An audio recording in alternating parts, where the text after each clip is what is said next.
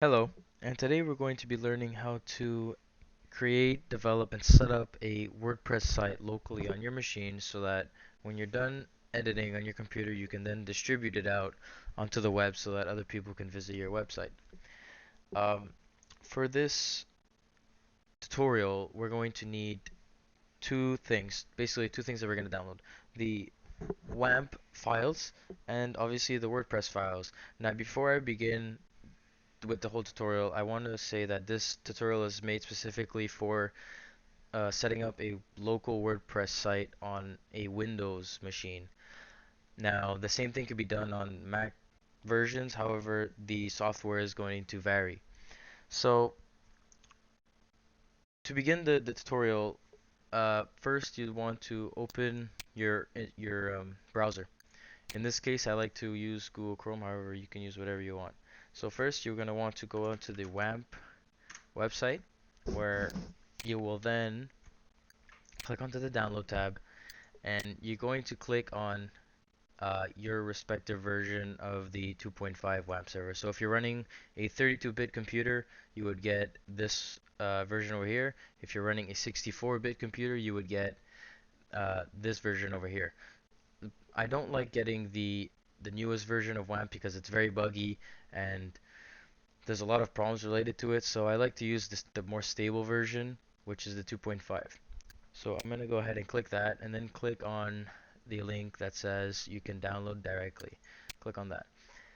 It's going to open a SourceForge uh, download mirror, and it's going to download automatically and download WAMP.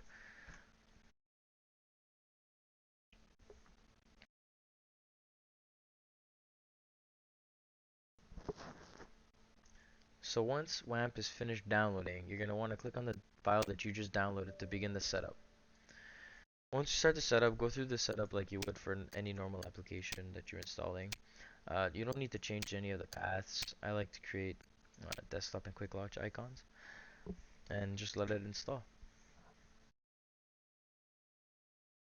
So once WAMP is finished downloading, it's going to ask you um, which default internet browser you'd like to use. And in this case, I'm going to choose Google Chrome because I like using Google Chrome. And then it's going to ask you if you want to change any of the mail-to functions in PHP. If you're going to be using mail-to, you can change it to whatever um, your coordinates are. In this case, I'm just going to leave it because this tutorial isn't going to cover that. So I'm just going to leave it like that. Launch. Yes, this is running it as admin, which you should always do when you're running as an application on your PC. And once that's done, you're going to get a little icon in the bottom here.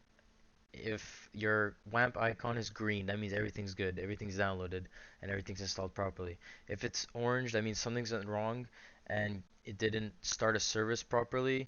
Either the Apache server didn't start properly or the PHP is not working. So you'd have to figure out what the problem is there. And if it's red, then something completely went wrong and it didn't start at all. So if any of those are the cases, then just restart WAMP and reinstall the application if you need to.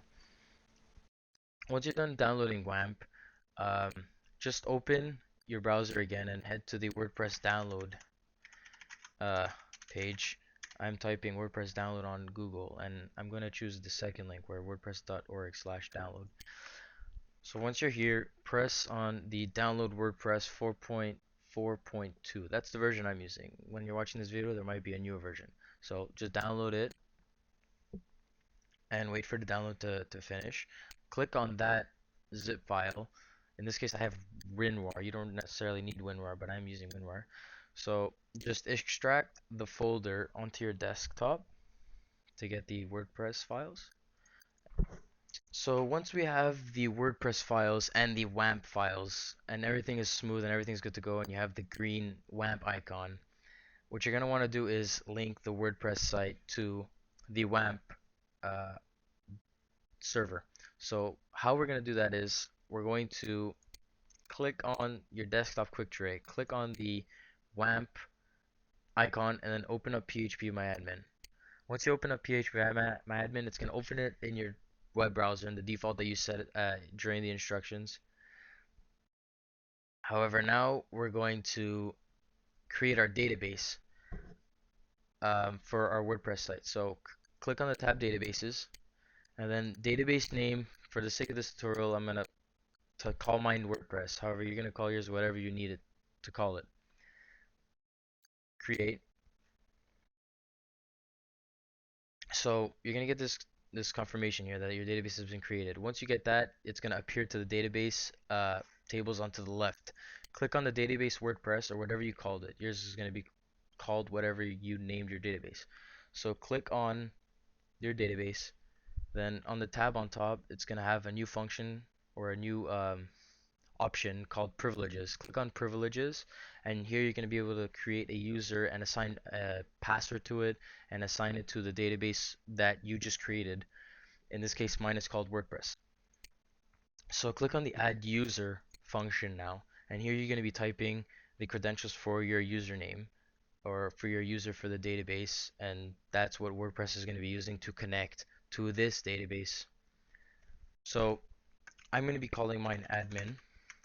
Host, this is very important. You have to set it to local. If you don't, then it won't work. If the reason we're setting it to local is because we're setting up this site on locally on your local machine. So the way the computer knows that is whatever is on localhost is attributed to WAMP. So after that's done, the password, you enter your password. My password is admin. It could be anything you like. It doesn't even have to be complicated. And then on the bottom, you have to click check all for global privileges. Check all. That's to give WordPress unlimited rights to this database so that you don't get any errors or restrictions when you're making your site. Once all that's done, you press go and your user is created, and you can then use that for your WordPress site. So once that's done, we can close this. We don't need this anymore. We can then take our WordPress files and add it to our WAMP files. So the way we do that is we have our WordPress on our desktop. Then we open our desktop quick tray and open the folder called www directory. This is where WAMP finds all of our server files. Now over here we're going to create a new folder called site. You can call this whatever you like. I'm calling it site for the sake of this tutorial. Now I'm going to take all of the folders, or all of the files rather, in my WordPress folder and drag it into the WAMP www site folder. This is to give our WAMP server site the WordPress files. Once that's done, all of the files are in the www site folder. Now, that's it. All we need to do is now go into our browser, type in localhost because we're using WAMP, and type in site because that's the name of our folder. Now, once that's done, you're going to get the whole WordPress configuration setup. I'm just going to press continue and go through the setup. Now, this is WordPress saying, okay, we're going to connect the database to the site now. So that's exactly what we're going to do. So the database name for me, I called mine WordPress. Whatever we entered before, that's your database name. So I'm going to be typing in WordPress. My username, I called my username admin. My password, I called my password admin. My database host, localhost. That's what we set up before. We leave it like that. And once all that's done, everything should be working perfectly. You press submit, and then it's going to be connected. If you get this message, that means everything's connected properly and you can run the installation for WordPress. So once that's done, your WordPress site is basically completed. Now we just need to enter the WordPress site information. So my site title is test, my username is admin, my password is admin. Since I'm using a weak password, I have to do this little checkbox thing. For the email, I'm going to enter a test email because I don't want to get emails. And once all that's done, press install WordPress.